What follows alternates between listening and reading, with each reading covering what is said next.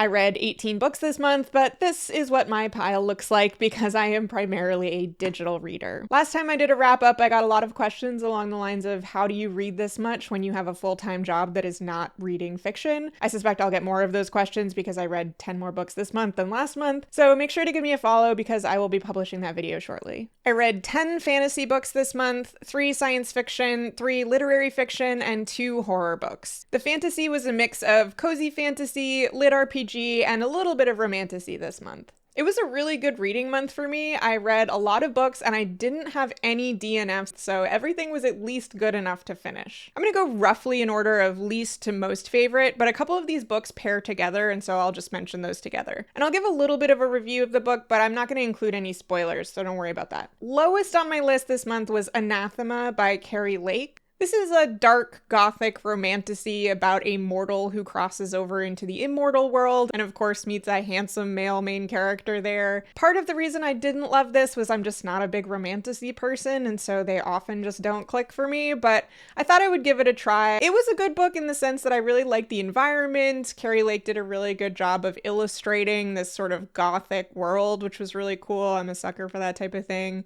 But I didn't love the novel. The characters were pretty flat for me, and there was a lot of the sort of like damsel in distress female main character that seemed kind of unnecessary because I thought she was a pretty strong character, or at least had the potential to be, and then she just kind of fell apart around the male main character, so wasn't for me, probably wouldn't recommend, gave it 2 stars. Another 2-star read this month was That Time I Got Drunk and Saved a Demon by Kimberly Lemming, which was also kind of a romantasy, but a lot more of like a tongue-in-cheek sort of humorous fantasy. It takes itself much less seriously. I actually sort of soft DNF'd this early in the month when the main character says something like, "That's so sus," and it just felt like really forced and jarring to hear that kind of language in like a fantasy book. I don't know, it just really like didn't hit right for me. But I ended up picking it up again later in the month when I just wanted something light and quick and fun. It was a 2-star read. It was worth finishing. I smiled at some points of it. And like I said, it didn't take itself too seriously, so I didn't take it too seriously. I also listened to the audiobook for World War Z. This one had been on my TBR for a while because I've read De-Evolution by the same author, Max Brooks, and I like that. I didn't like World War Z quite as much. I actually picked it up because I was looking for an audiobook and I heard that the full cast read of World War Z was particularly good, and I struggle with audiobook narrators, so I'm always looking for audiobooks that have particularly good narration. And I did think that the full cast narration was really good. The narrators were really talented, and definitely that added an aspect to the book that I really enjoyed. But I just didn't love the book that much. There really isn't that much tension in the book because it's told from the perspective of people who are recounting their experiences after the zombie war. And so you already know sort of what's happened. And I still feel like you could write a good book that way, but I think this just wasn't what I was expecting. You know, I was sort of expecting it to be more about the zombies, and a lot of it was really about like the logistics and the politics of fighting a full-scale zombie war. So if that's what you're looking for, you might enjoy it, but it really didn't do it for me. It was a 2-star. This month, I finished the Dungeon Crawler Carl series, and I will say the series is a strong 5 for me. No regrets about reading 7 books and however many hundreds of pages that was. It's a really fun series. I am so excited for the next book to come out. So I read the 6th and the 7th books in that series this month. That was The Eye of the Bedlam Bride and then This Inevitable Ruin. I enjoyed The Eye of the Bedlam Bride better out of the 2. I gave that a 3.5 stars, and This Inevitable Ruin was a 3-star for me. I think it was mostly because This Inevitable Ruin was much more of like a wargaming type of thing. In the other books, it's really Carl and Donut and a smallish group of people all against the world, and I really like that style. And so the shift to the sort of warring faction style was a little bit less interesting for me. I just don't love like coordinating troop movements and war books in general. The series is also definitely getting a little darker as time goes on, which makes sense, and I don't mind it, but it is a little bit less of the like fun, happy-go-lucky read that the first ones were. That being said, I loved how Matt Dinniman worked in stories from previous crawlers in this book. That was a really cool element, and I thought it added a lot to the story. Another 3.5-star read for me was Alas, Babylon by Pat Frank. This is a classic post-apocalyptic fiction novel. It's all about a community surviving after a nuclear attack during the Cold War. Because it was written in the late 1950s, I thought it was a really interesting view into some of the fears that people had about global nuclear war at that time.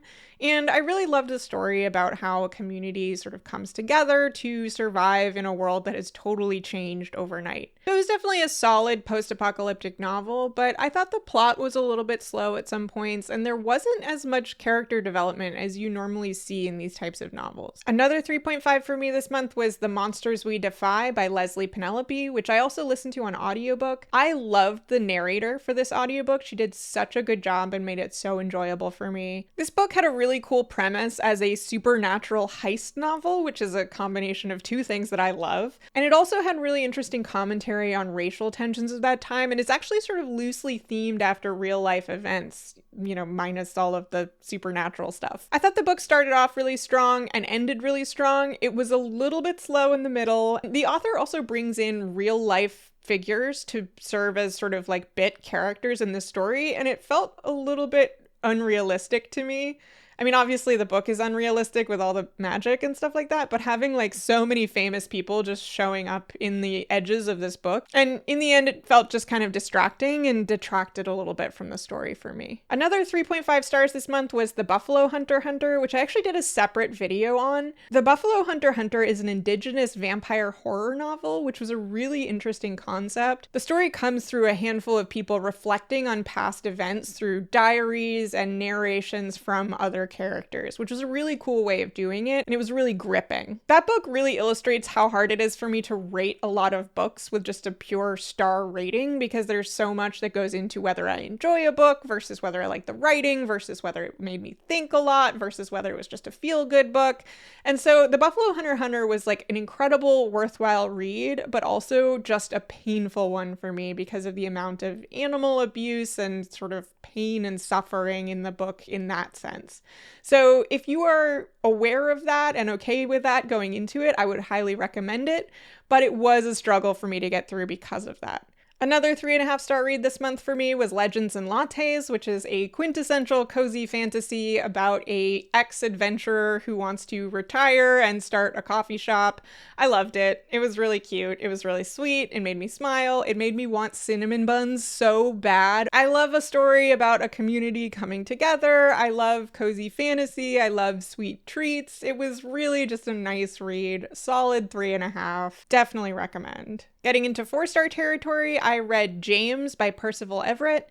That's a literary fiction novel. It's a retelling of the adventures of Huckleberry Finn, and for someone who really doesn't like retellings most of the time, I did really like this book. In this retelling, Percival Everett is telling the story from the perspective of Jim, or James, who you might remember as the slave from the Huckleberry Finn book. I thought he did a really good job of making this a fresh, new book that didn't feel like you were just rereading Huckleberry Finn, but was still making callbacks to the original book and the original story with additional commentary and perspective on what was happening in that story from a totally different point of view. So really enjoyed it, would recommend, definitely a good read. It's also pretty short. It's like 300 pages and it's really fast paced. I read it in one day. I also read 2 books this month by Lois McMaster Bujold, who writes the Vorkosigan Saga. It's another one of those series that you can read in a bunch of different orders. I went with the order that the author recommends, so I started with Falling Free, which is kind of a precursor to most of the other novels, but I really, really enjoyed it. It was a really good story, really interesting premise. I love the story about an engineer who has to find creative solutions and save the world and all of that. I was actually a little disappointed when the next book in the series didn't feature the same characters because I got really attached to them. I would have loved a whole series just about that group of people. I also read the second book, which is called Shards of Honor. I actually listened to it as an audiobook. Not my favorite narrator as far as they go, but I did enjoy the book. I thought it started out really strong and then sort of petered out a little bit. The pacing was just a little bit off for me. And then there was kind of a confusing epilogue. I'm not sure if maybe she was just trying to tease a future novel, but it seemed completely disconnected from the primary story and left me just feeling kind of confused. So I gave Falling Free a solid 4 stars. Shards of Honor was only 3 stars for me. I think there's still one more book before the main character in the overarching saga gets introduced, and so I feel like I need to stick with it a little bit longer to get really properly introduced to the story and to be able to make a fair assessment of whether I want to keep going with it or not. I did like the writing, and Lois McMaster's Bujold is definitely a kind of a legend in the space opera world, so I'm definitely going to keep going and see what more she has to offer. My final 4-star read this month was called Beware of Chicken Chicken, and it's by an author who just goes by CasualFarmer. It was really, really fun. When I was coming to the end of Dungeon Crawler Carl, I knew I wanted to find another sort of lit RPG style book, and I was really enjoying the cozy fantasy novels that I was reading, and so I found Beware of Chicken as a recommendation for sort of both of those two things, and it absolutely hit the mark. As far as I understand it, Beware of Chicken is kind of parodying the genre of Chinese cultivation novels called xianxia, but I've never really read any of those, and so I think I'm probably missing some of the joke. But it's such a fun book about someone who is just transported into the body of someone who is learning to be this master cultivator, warrior type of person, and who just decides to start a farm. He's got farm animals who are also sort of following that path. And there is a rooster in this novel who just has the best personality, especially speaking as someone who grew up with roosters and know how they tend to be. Really wonderful characterization there. It's also just really heartwarming. I love stories about people building homes and families and communities around them. And I always love a book about someone living off the land. So I really enjoyed that aspect of it as well. I've already started the second one and I'm already really enjoying it too. Now, getting into the cream of the crop this month, I have 3 books left. A 4.5-star read was The Hexologists by Josiah Bancroft. This was another book that I listened to as an audiobook. Really loved the narrator. They did an amazing job with the voice of Felavox the dragon, just like 10 out of 10 there. I really loved this book. It's about this married couple, Iz and Warren Wilby, who are hexologists that solve various mysteries, with Iz sort of leading the charge. She's this brilliant woman. I think Warren is also a hexologist, but it's actually not super clear because he mostly is just there to support Iz. They had a really sweet dynamic, and I like the reversal of the usual gender roles. It was a little corny, but I thought he pulled it off pretty well. I think there's a sequel coming out to this book, and I'm definitely going to pick it up. I rated this one 4.5 stars. I also read R.K. Ashwick's Arrival Most Vial, and then its sequel, A Captured Cauldron. This was a really cozy fantasy about a potion maker who runs a shop selling to adventurers, and he's in this town with this whole street of shopkeepers who are very good friends and really strong community. And then a new potion maker sets up shop directly across the street, and there's this rivalry and then love interest, and it's really, really cute. I was like kicking my feet reading this one. Really fun, 4.5 stars. I then read the sequel, which was A Captured Cauldron. It's the same cast of characters, and it follows one of them getting kidnapped, and then they have to be rescued, and still very cute. Not quite as gripping as the first one for me, but still a totally enjoyable read. I gave that one 3 stars. And then finally, my S tier book this month, 6 stars if I could give it that, was East of Eden by John Steinbeck. I sort of teased this last time that I thought this was going to be one of my favorite books of all time, and it absolutely is. I loved it so much. I almost didn't want to finish it. It was so good.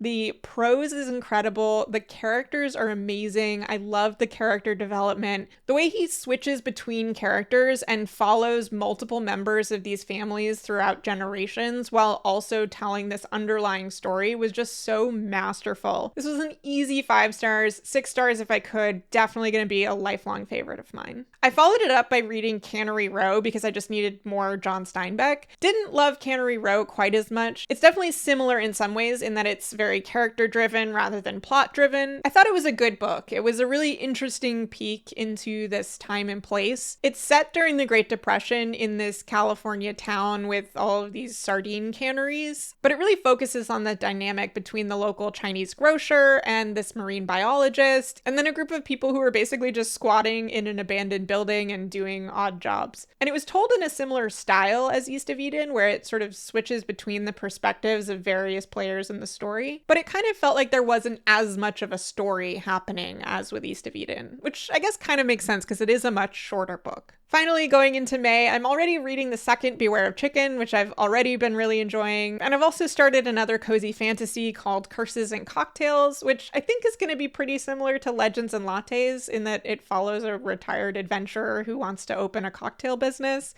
But I've only just started it, so it's a little early to say. So thanks for watching this whole thing. I will catch you next month with a wrap up of what I read in May. And definitely don't forget to follow if you want to see that video on how I read so much while also working a full-time job.